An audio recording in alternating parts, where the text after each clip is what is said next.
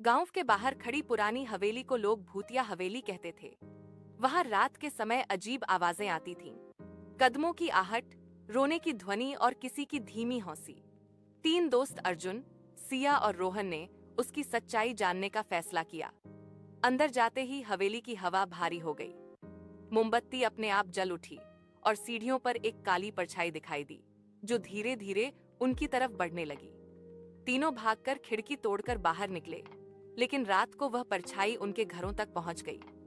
अगले दिन उन्होंने हिम्मत करके फिर हवेली में जाने का फैसला किया। जैसे ही वे अंदर पहुंचे, दरवाजा बंद हो गया और धुंध के बीच वही परछाई दिखाई दी। इस बार उसने साफ आवाज में कहा, मैं इस हवेली का आखिरी मालिक अद्वैत था।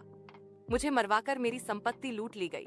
मेरी आत्मा तब तक मुक्त नहीं होगी जब तक कोई मेरी सच्चाई दुनिया को न बताए। उसने तीनों दोस्तों को हवेली की तहसील में छिपा वह कमरा दिखाया जहां उसके साथ धोखा हुआ था। दीवारों पर खून के निशान और पुरानी डायरी रखी थी, जिसमें उसकी हत्या का पूरा सच लिखा था। अर्जुन ने वह डायरी उठाई और बोला, हम तुम्हें न्याय दिलाएंगे। अगले दिन तीनों ने वह डायरी पुलिस को सौंप दी। केस दोबारा खुला। सच्चाई सामने आई और अद्वैत की हत्या के दोषी पकड़े गए। उस रात हवेली में पहली बार शांति थी।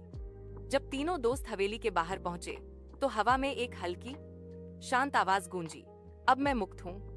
धन्यवाद। हवेली की खिड़कियां आखिरी बार चमकीं और वह काली परछाई हमेशा के लिए गायब हो गई। Like and subscribe for more stories.